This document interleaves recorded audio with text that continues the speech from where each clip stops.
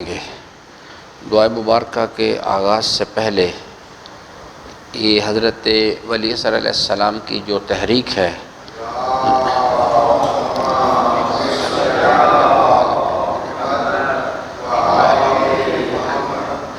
حضرت کی جو تحریک ہے الہی پروگرام ہے غلبہ دین کا، ظلم کا خاتمہ اور عدالت کا قیام، اس مناسبت سے ایک پہلو کی طرف آپ کی توجہ دلانا چاہوں گا اور بعد میں ایک دو انسانی زندگی کے جو معاملات ہیں اس کے حوالے سے ایک دو چیزیں عرض کروں گا۔ عزیزان محترم، اللہ تعالیٰ کا فرمان ہے یا ایھا الذین آمنوا اتقوا اللہ وکونوا مع الصادقین۔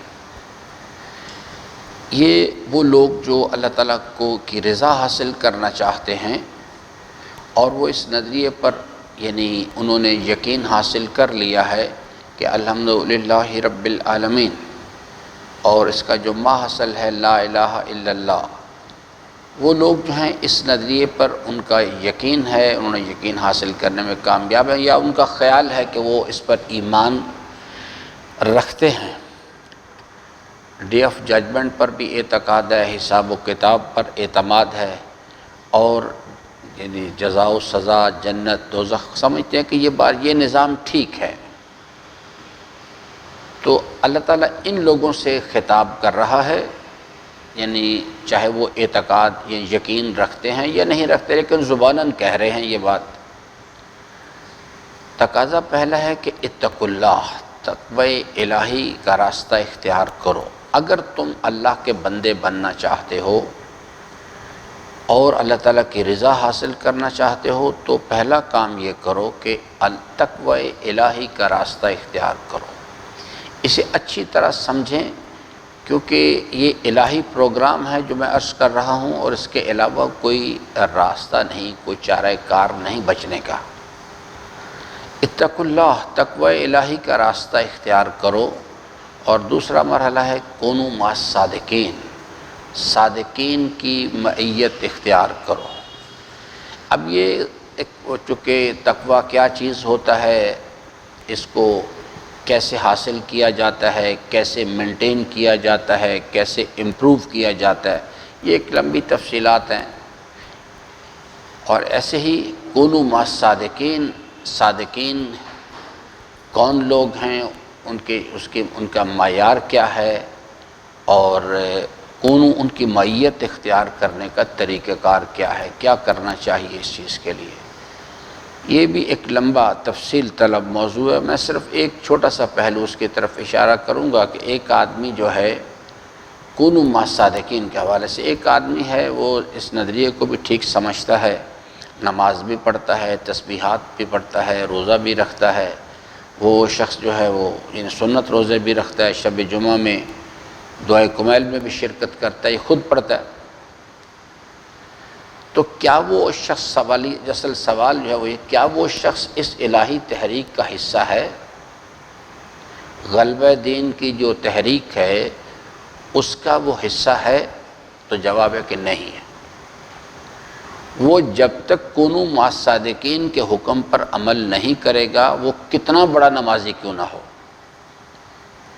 وہ کتنی یعنی پوری رات کھڑے ہو کے چاہے نمازیں پڑھتا ہو، ہر روز سورہ یاسین پڑھے، ہر روز سورہ ملک پڑھے، ہر روز سورہ واقعہ پڑھے بے شک، یہ بھی نہیں کہہ رہا کہ نہیں پڑھنا چاہیے، پڑھنا چاہیے، اچھی بات ہے، لیکن سوال یہ ہے کہ اس تمام بیہیویئر کے ساتھ کیا وہ شخص جو ہے وہ اس الہی تحریک کا حصہ ہے؟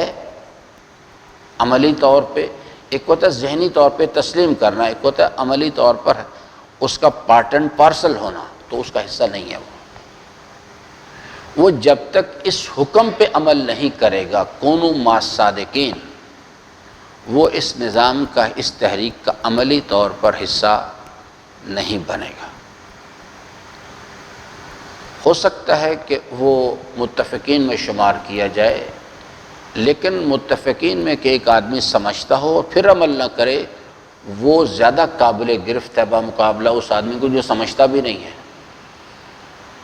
اس کو تو سمجھ آ گئی، پھر کیوں نہیں کرتا؟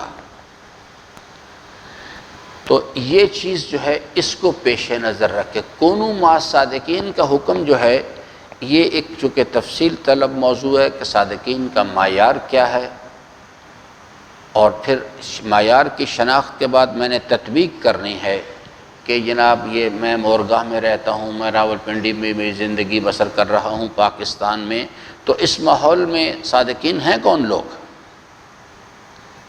یہ دوسرا مرحلہ ہے کہ معیار کی شناخت کے بعد اس کی تطبیق مجھے پتہ ہونا چاہیے کہ کون لوگ ہیں وہ۔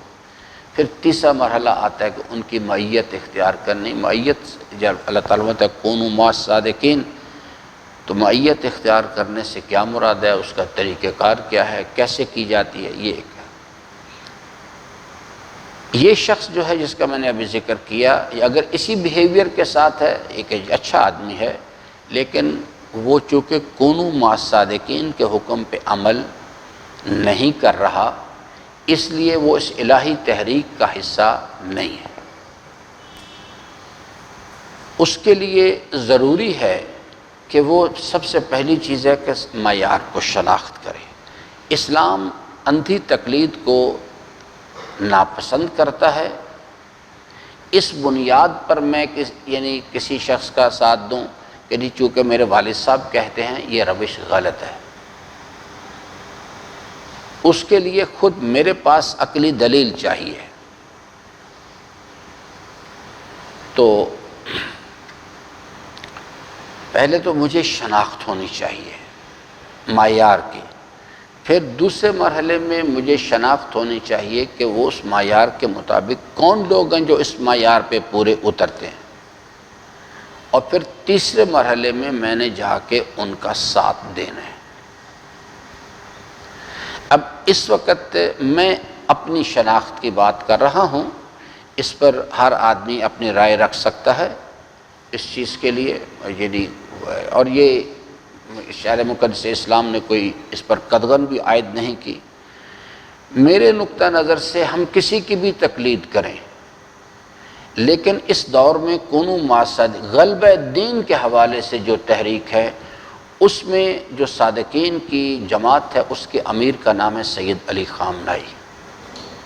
میں کسی کی بھی تقلید کروں، نمازیں بھی پڑھوں، سب کچھ کروں، لیکن اس نظام میں نہیں آتا تو میں اس غلبہ دین کی تحریک کا حصہ نہیں ہوں، چاہے سارا زمانہ میری تعریفیں کریں، میں اس تحریک کا عملاً حصہ نہیں ہوں، کیونکہ اس وقت غلبہ دین کے حوالے سے، ظلم کے خاتمے کے حوالے سے، عدالت کے قیام کے حوالے سے جو موومنٹ ہو رہی ہے، اس موومنٹ کے اندر جو صادقین کا گروہ ہے گلوبل لیول پہ، اس کے میر کارواں حضرت کی غیبت کبریٰ کے زمانے میں اس کے میر کارواں کا نام ہے سید علی خامنائی۔ اور جو شخص بھی رہبر معظم کی توہین کرتا ہے یا رہبر معظم کے خلاف نشریات کرتا ہے، وہ گناہ کبیرہ کا ارتکاب کرتا ہے، وہ اسلام پہ حملہ کر رہا ہے۔ یہ چیز جو ہے، ایک پہلو میں نے آپ کی خدمت میں عرض کر دیا۔ اب مثال کے طور پہ ہم پاکستان میں رہتے ہیں، ہمارا رہبر معظم کے ساتھ کوئی ڈائریکٹ رابطہ نہیں ہے، اگرچہ کہ میں نے کئی مرتبہ عرض کی ہے کہ اس انٹرنیٹ فیسلٹی کی وجہ سے صورتحال میں جو ٹیکنالوجی کی ایڈوانسمنٹ ہے، کچھ صورتحال بہتر ہو گئی ہے، اگر ایک آدمی رہنمائی لینا چاہے تو، لیکن اس میں اس ٹیکنالوجی کی ایڈوانسمنٹ کے اندر خطرات بھی بڑھ گئے ہیں۔ وہ جو اہل باطل ہیں، منافقین ہیں، یا اس سے سوء استفادہ کرنے والے ہیں، وہ اس سے غلط استفادہ بھی کر رہے ہیں، غلط نشریات پھیلاتے ہیں۔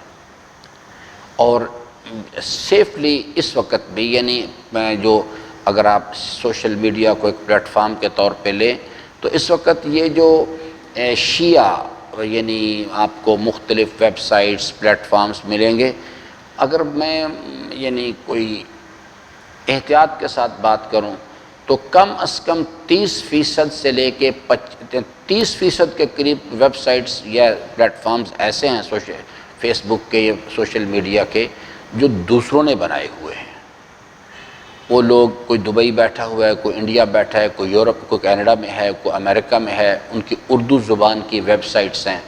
صرف میں آپ کو یہ ایک صاحب ہیں جن کو کہ آیت اللہ صادق شیرازی صاحب ان کا نام ہے، اپنے آپ کو آیت اللہ کہلواتے ہیں اور لنڈن بیسڈ ہیں، اور ان کا کام صرف یہ ہے کہ تشیع کے اور اہل تسنن کے درمیان فسادات کروانا اور خود تشیع کے اندر نظریاتی انحرافی نظریات کو رواج دینا۔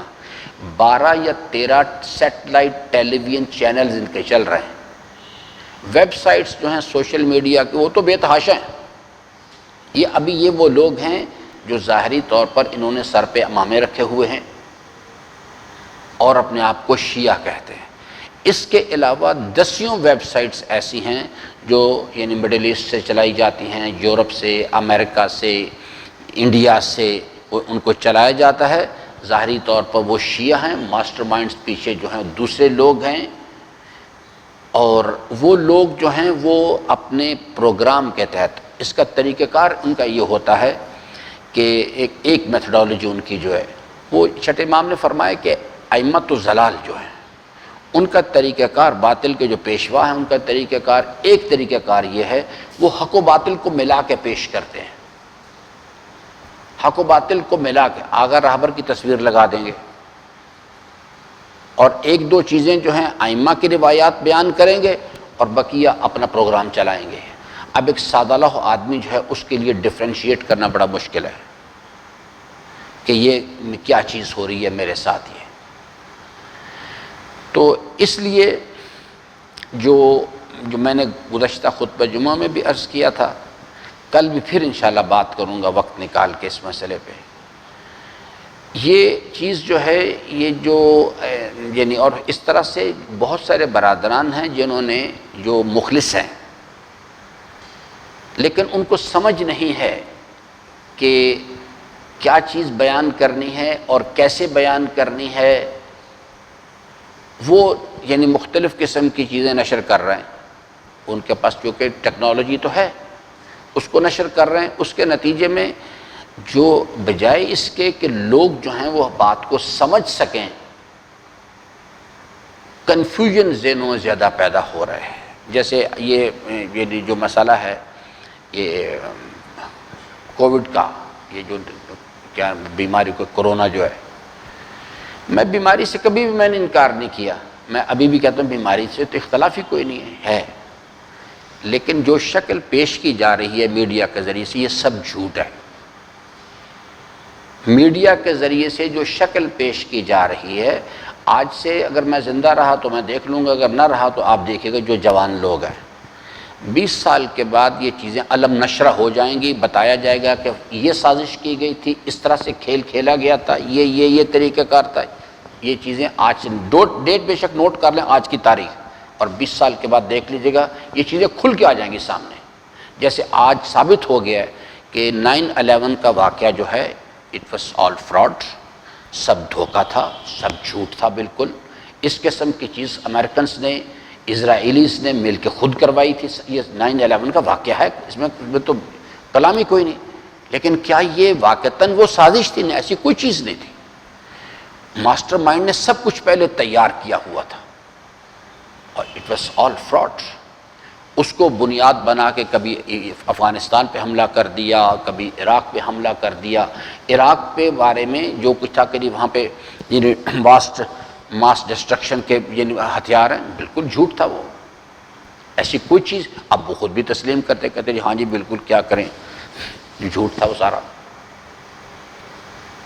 یہ میرے بیانات نہیں ہیں، یہ جو اس پروگرام میں جارج ڈبلیو بش کے ساتھ ٹونی بلیئر نے خود تسلیم کیا، اٹ واز آل فراڈ۔ یہ آج سے 20 سال بعد لکھ لیجئے گا میری بات کو، یہ کورونا سب فراڈ ہے، یہ لوگوں کو دھوکہ دیا جا رہا ہے۔ انہوں نے کورونا کی بیماری نے کوئی نقصان نہیں پہنچایا، اتنا یہ انسانی معاشروں کا لازمہ ہے بیماریاں، یہ اللہ کا ایک نظام ہے، لیکن انہوں نے خوف کے ذریعے سے جو کچھ صورتحال پیدا کر دی۔ ابھی پاکستان کو تو سمجھ ہی نہیں آئی کہ ہوا کیا ہے۔ صرف ایک پہلو پہ جو ہمیں نقصان ہوا نا، ہمارا تعلیمی نظام تو پہلے ہی انتہائی کمزور تھا، وہ بالکل تباہ ہو گیا۔ عملی طور پر پاکستان میں اس وقت کوئی تعلیمی نظام ہے، سب جھوٹ ہے یہ، چونکہ مختلف لوگ ہیں، ان کے ویسٹڈ انٹرسٹ ہیں، کیونکہ اسمبلی میں وہ لوگ بیٹھے ہیں جن کی پرائیویٹ ٹرانسپورٹ چل رہی ہے تو وہ ریلوے چلنے نہیں دیتے۔ یہ سب ایک باقاعدہ گیم کے تحت ساری باتیں کھیلے جاتے ہیں۔ اسی طرح سے یہ جو فرش عزائے حسین کو انڈسٹری بنایا گیا نا، یہ ایک باقاعدہ سازش کے تحت کھیل کھیلا گیا ہے، ہمارے اندر سے افراد کا انتخاب کیا گیا ہے۔ تو اس لیے میں آپ کو کہتا ہوں 1 ونڈو آپریشن کریں سر، ایک راستے آغا علی خامنائی سے اگر بچنا چاہتے ہیں تو۔ باقی ہر آدمی کی اپنی مرضی، آپ کہتے ہیں نہیں آپ کی شناخت غلط ہے، ٹھیک ہے، آپ رائے رکھیں اپنی، لیکن آپ میں سے کوئی آدمی کل اللہ کی بارگاہ میں آ کے یہ نہیں کہہ سکے کہ پروردگارہ مجھے پتہ نہیں تھا، میں نے آج آپ کو بتا دی ہے۔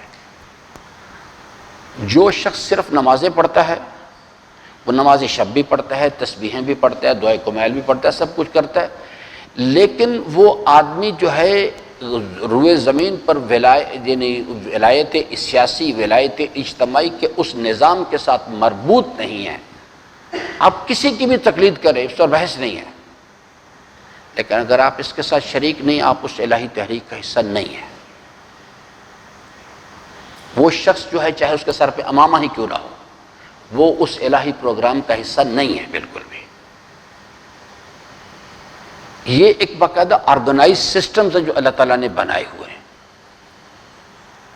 تو اس لیے یہ میں نے اپنے جو یعنی میری جو شناخت ہے، جو میں نے آپ سے عرض کر دی ہے، پاکستان کا جو یہ تشیع کا جو گروپ ہے، یہ 2 حصوں میں تقسیم ہے۔ ایک براڈر سپیکٹرم میں اگر ہم نظریہ، عقیدہ اور عمل کو درمیان میں رکھ لیں، ایک وہ گروہ ہے جو لبرلز ہیں، وہ زباناً کہتے ہیں کہ ہاں، لیکن عملی طور پر آزاد لوگ ہیں جو نفس کی خواہشات کے تقاضوں پر عمل کرتے، اپنے طرز عمل پر کوئی ندامت محسوس نہیں کرتے، کوئی شرمندگی محسوس نہیں کرتے، کبھی اس کی اصلاح کرنے کے، یہ لبرلز لوگ ہیں۔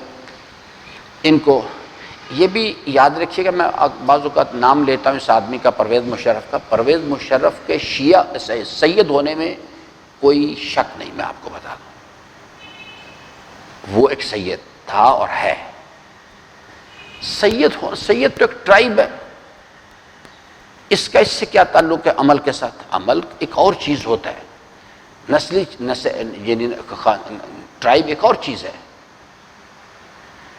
یہ لوگ جو ہیں، یعنی ایک صاحب تھے جنرل تنویر حسین نقوی صاحب، وہ یعنی پرویز مشرف کے ساتھیوں میں سے تھے۔ پرویز مشرف نے ابتدائی طور پر ان کو اسائنمنٹس وغیرہ بھی دی، شیعہ تھے۔ یہ ان کے اپنے سٹاف آفیسر نے مجھے بتایا، اس نے کہا کہ تنویر صاحب نے باقاعدہ ہدایت جاری کی ہوئی تھی مجھے کہ کوئی شخص امیر المومنین کی ولایت کی نسبت سے میرے پاس اندر نہیں آنا چاہیے۔ وہ کہتا تھا بس میں تبصرہ نہیں کرنا چاہتا کیونکہ آن ایئر بات جا رہی ہے۔ سید ہونا، شیعہ ہونا اور چیز ہے، اللہ کا بندہ ہونا اور چیز ہے۔ تو اس لیے یہ چیز میں نے آپ کی خدمت میں عرض کر دی۔ پاکستان کے اندر اس وقت یہ جو دوسرا طبقہ، ایک تو لبرلز ہے، دوسرا طبقہ یہ جو ہے اپنے آپ کو دیندار کہتے ہیں، ان میں سے جو لوگ ہیں ان کے پاس جذبہ تو ہے لیکن ان کو سمجھ ہی نہیں ہے کیا کرنا ہے۔ اس کا نتیجہ یہ ہے کہ اس دیندار طبقے کی بھی اکثریت جو ہے وہ یعنی رانگ ڈائریکشن کے اندر ایکشن کر رہی جا کے۔ میں نے آپ سے عرض کر دیا، اگر آپ اس الہی تحریک کا حصہ بننا چاہتے ہیں گلوبل لیول پہ، تو آپ کو چاہیے کہ اس گروہ کا حصہ بن جائیں جس کی سیادت و قیادت اس وقت حضرت کی غیبت کبریٰ کے زمانے میں سید علی خامنائی کے پاس ہے۔ اگر یہ نہیں کوئی آپشنل چیز، اگر بچنا ہے تو۔ دوسری چیز ہے کہ آغا علی خامنائی کا پاکستان کے ساتھ کیا کیا جائے، اس مسئلے کو کیسے حل کریں، کیونکہ درمیان میں پھر ایک مسنگ لنک ہے۔ کہ ہم آغا علی خامنائی کے ساتھ کیسے رابطہ کریں عملی شکل میں. ایک ہوتا ہے صرف ان سے استفتاء پوچھنا، ان سے رہنمائی لینا. اس کے لیے میری شناخت کے مطابق سب سے جو یعنی اس وقت تک بہت سارے آرگنز ہیں، لیکن یہ البلاغ والے جو ہیں، ایک ان کا یعنی واٹس ایپ پہ بھی ہے، دیگر ان کو، یہ لوگ جو ہیں یہ کمپیریٹیولی بیٹر لوگ ہیں. اس لیے میں راہبر کے میں تو ڈائریکٹلی پتہ کرتا رہتا ہوں، تو یہ اس کے اندر مینوپولیشن نہیں کرتے، اگر کرتے ہیں تو بہت کم کرتے ہیں. باقی سورسز جو مینوپولیٹ کرتے ہیں. آپ کسی کے امامے سے متاثر نہیں ہو، بالکل بھی. امامہ کوئی چیز نہیں ہوتا. میں 20 سال نجف رہوں، مانا ندارت، میں نے کوئی اللہ تعالیٰ کس پہ اللہ کے رسول پر احسان کیا یا آپ لوگوں پر احسان کیا، میں نجف رہا ہوں 20 سال جا کے. یہ بالکل اسی قسم کی ہم باتیں کرتے ہیں جو امیر المومنین جب ظاہری طور پہ خلافت پر آئے تو اس وقت جو مسلمانوں کو بیت المال سے اسٹائپنڈ تقسیم ہوتا تھا، اس میں کلاسز تھیں. جناب یہ بدری صحابی ہیں تو ان کو اتنا ایکسٹرا دیا جائے، یہ فلاں صاحب ہیں ان کو اتنا ایکسٹرا دیا جائے. امیر المومنین نے جب پہلے دن ہی پوچھا کہ یہ بیت المال کی تقسیم جو ہے اس میں ڈسکریمنیشن کیوں ہے، وائی، کیوں ڈسکریمنیشن کی جا رہی ہے؟ تو انہوں نے جو حضرات وہاں کے ذمہ دار افراد تھے جو بیت المال پہ یہ کام کر رہے تھے تقسیم کر، انہوں نے کہا کہ ان حضرات کو اس لیے زیادہ دیا جاتا ہے کہ یہ بدری صحابی، یعنی یہ جنگ بدر میں لشکر اسلام کی طرف سے گئے تھے. امیر المومنین کے جواب سنیں. امام نے فرمایا کہ اگر یہ لوگ جو ہیں یہ اس روز نکلے اور میدان بدر میں گئے اور جا کے انہوں نے اللہ کے دین کے لیے قربانی دی تو انہوں نے مسلمانوں پر کیا احسان کیا ہے؟ ان کا مسلمانوں پہ کیا؟ اگر وہ اللہ کے دین کے لیے نکلے، اللہ تعالیٰ کی رضا حاصل کرنے کے لیے نکلے، اللہ تعالیٰ اجر دے گا انہیں انشاءاللہ.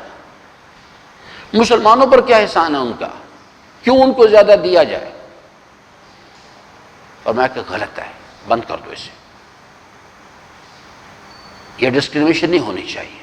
میں اگر جا کر نجف میں یا کم میں 10 سال 20 سال میں نے آپ لوگوں پہ کیا احسان کیا ہے؟ اگر میں اللہ کے دین کے لیے میں نے کام کیا میں نے تو اللہ تعالیٰ اس کا اجر دے گا. میں آپ سے کس چیز کا کیوں طلبگار ہوں کہ آپ میری دست بوسی کریں، آپ میرے لیے نعرے لگائیں؟ کیوں؟ اور اگر ایسا ہے تو مجھے جا کے اپنے نفس کی اصلاح کرنی چاہیے. وہ تو ابھی بھی دنیا مانگ رہا ہے. اگر میرے اندر یہ سوچ ہے نجف میں 10 سال لگانے کے بعد 20 سال لگانے کے بعد کم میں کہ آپ لوگوں کو میرا احترام فرماتے ہیں کہ ملعون ملعون ملعون، وہ انسان ملعون ہے جو اپنی مال کی وجہ سے، شہرت کی وجہ سے، اقتدار کی وجہ سے، علم، عبادت، کسی وجہ سے بھی اس کے دل میں آرزو ہے کہ لوگ اس کے سامنے کھڑے رہیں. وہ اہل جہنم میں سے. وہ تو جس کو 10 سال 20 سال میں یہ کام نہیں کر سکا وہ کہ وہ اپنا تزکیہ ہی کر لے. یہ تزکیہ نہ ہونے کا نتیجہ کہ میرے دل میں آرزو ہے کہ لوگ میری دستبوسی کریں، لوگ میرے لیے نعرے لگائیں.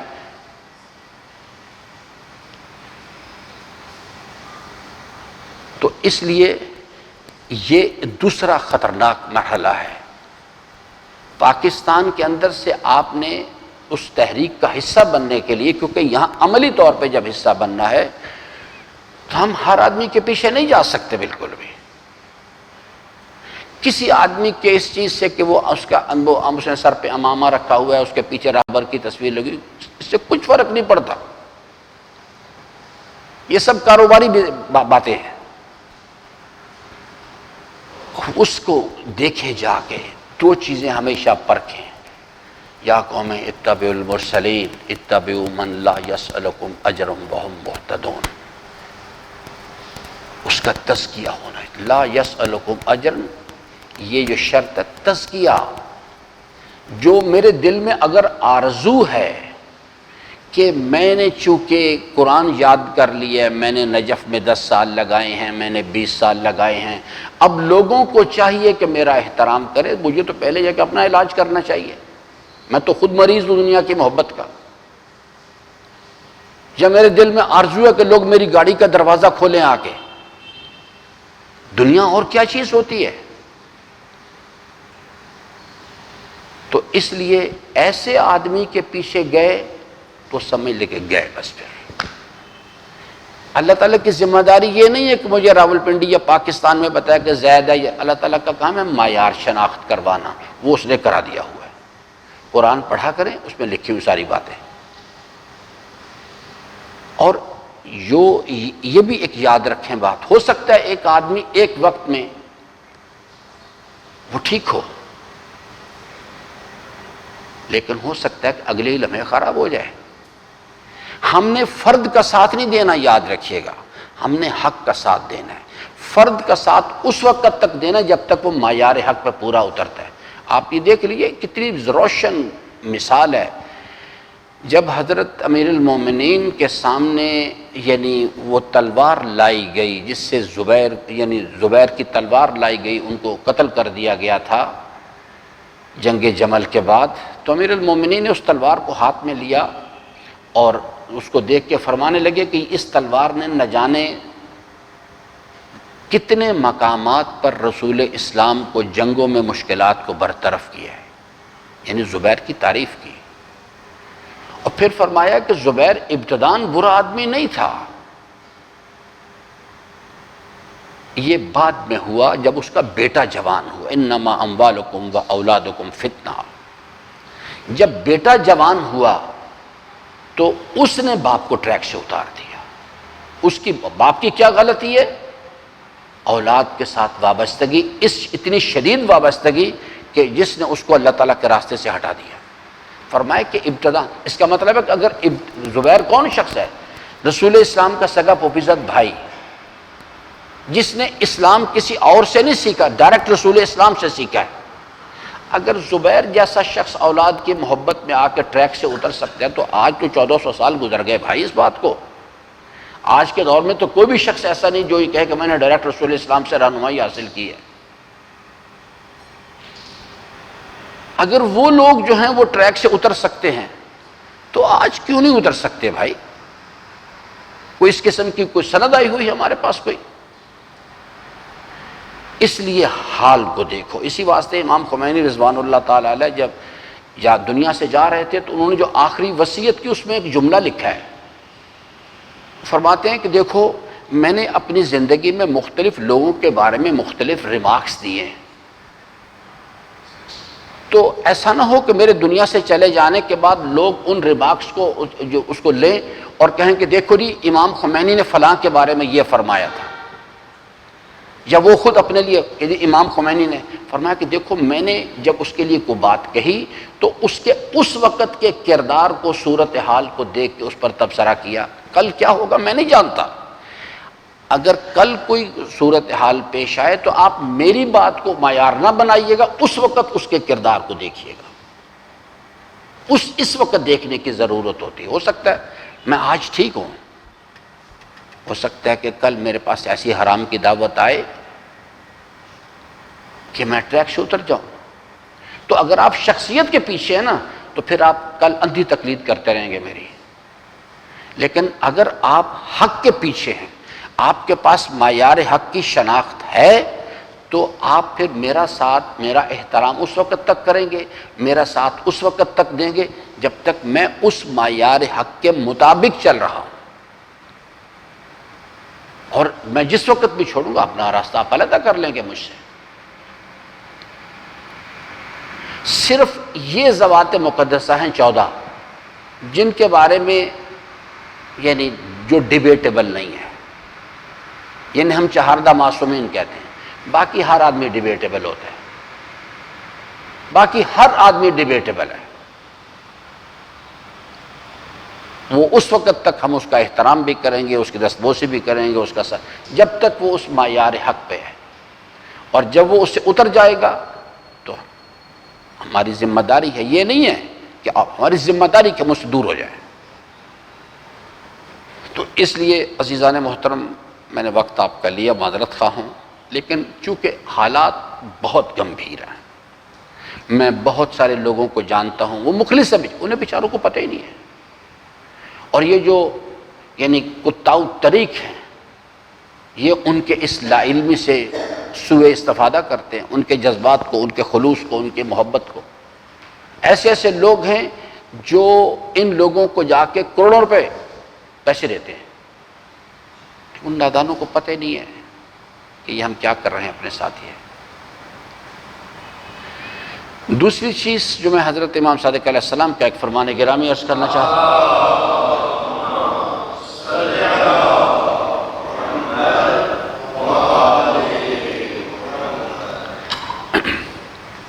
وہ ہے امام علیہ السلام فرماتے ہیں جب شب جمعہ داخل ہوتی ہے، ہر شب جمعہ، یہ روز جمعہ روز عید ہے مسلمانوں کا، غریبوں کی عید ہے، حج ہے، فرمایا کہ جب شب جمعہ داخل ہوتی ہے اس سے لے کے پوری رات، پھر اگلا پورا دن، اگلے دن اذان مغرب تک واجبات کے سب سے جو افضل ترین عبادت ہے، یعنی وہ عمل جو انسان کو سب سے زیادہ اللہ کے قریب لے کے جاتا ہے۔ اور ایک مزید روایت میں فرمایا کہ اگر کوئی ایک آدمی، اس نے اتنے گناہ کیے ہیں کہ اس کو گناہوں کی وہ یاد ہی نہیں رہے اب کہ پتہ نہیں کتنے کثیر ہیں یہ، تو وہ چاہتا ہے کہ اب اس کو احساس ہے، وہ بخشوانا چاہتا ہے گناہوں کو، اس کو چاہیے کہ اللہ تعالیٰ کے حبیب اور ان کی آل طاہرہ پہ کثرت کے ساتھ درود پڑھا کرے، درود پڑھے۔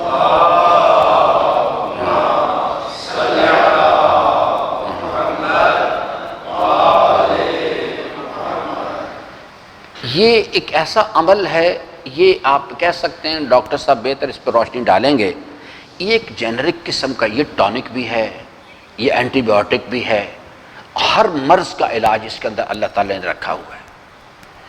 تو اس کو یعنی شب جمعہ سے لے کے تو اگلی یعنی اگلا پورا دن حتیٰ کہ اذان مغرب تک درود کثرت کے ساتھ پڑھا کریں۔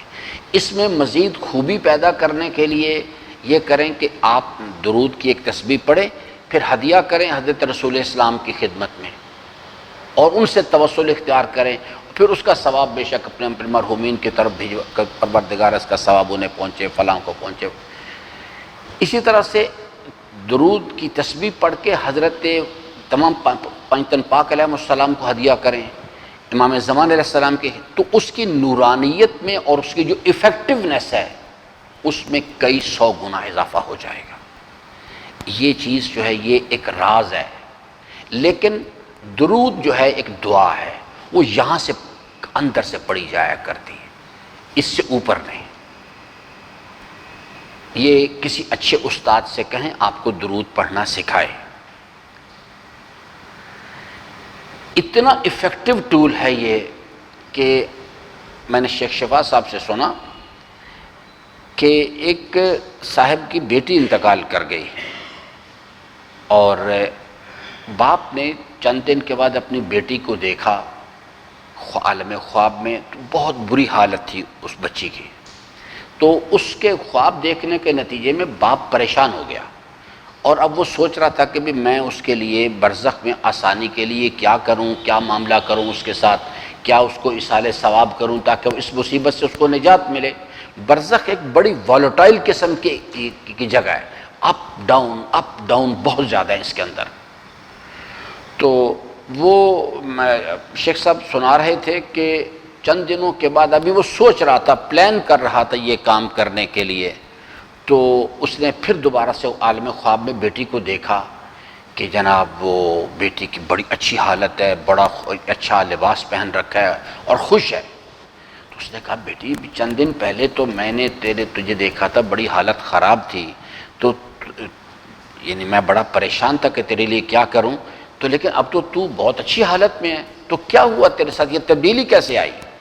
اس نے کہا کہ بابا جان بات یہ ہے کہ یعنی چند دن پہلے یہاں اس قبرستان کے قریب سے ایک آدمی گزرا، اب اس کے جملوں پہ غور کریں، اس قبرستان کے قریب سے ایک آدمی گزرا، اس کو اس نے دیکھا قبرستان کی طرف قبور کی، تو اس کے دل میں خیال آیا کہ چلو ان کو ایصال ثواب کرتے ہیں۔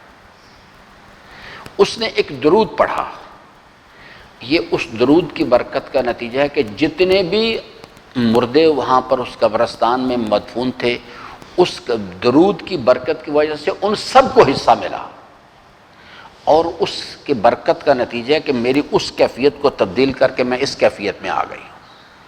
یہ اتنی ایفیکٹو چیز ہے یہ، تو اس لیے بالخصوص اپنے والدین کے لیے مخلوق واجبات کی ادائیگی کے بعد افضل ترین عبادت مخلوق خدا کی خدمت کرنا ہے۔ آپ صرف 17 رکعت نماز پڑھا کریں لیکن مخلوق خدا کی خدمت کریں، آپ اللہ کی بارگاہ میں بہت زیادہ جلدی قریب چلے جائیں گے بمقابلہ اس چیز کے کہ ہم پوری رات نماز شب پڑھیں۔ مخلوق اور ان میں ماں باپ کے لیے ماں باپ کی خدمت کیا کریں، جتنا مبالغہ کیا جا سکتا ہے، جتنا مبالغہ ہے اس میں کریں۔ آپ کو یعنی یہ چیز آپ کو اگر آپ کوئی شخص چاہتے ہیں، میں نے گزشتہ چند دن پہلے بھی عرض کیا تھا، جو انبیاء علیہ السلام کی جنت میں جو کالونی ہے نا، اس کا نام ہے جنت عدن۔ جو آدمی چاہتا ہے نا جنت عدن کے اندر اس کو کوئی وہاں پہ یعنی ایک محل الاٹ کیا جائے، اس کو چاہیے کہ ماں باپ کی خدمت کیا کریں۔ گناہ بخشوانا چاہتا ہے، ماں باپ کی خدمت کیا کریں۔ تو اس چیز کے لیے یہ درود پڑھتے ہیں نا آپ، یہ ہدیہ کر دیا کریں ماں باپ کے لیے، تو انشاءاللہ آپ کو اللہ تعالیٰ آپ کو اجر عظیم دے گا اس چیز کا۔ درود پڑھ لیجئے محمد وآل محمد۔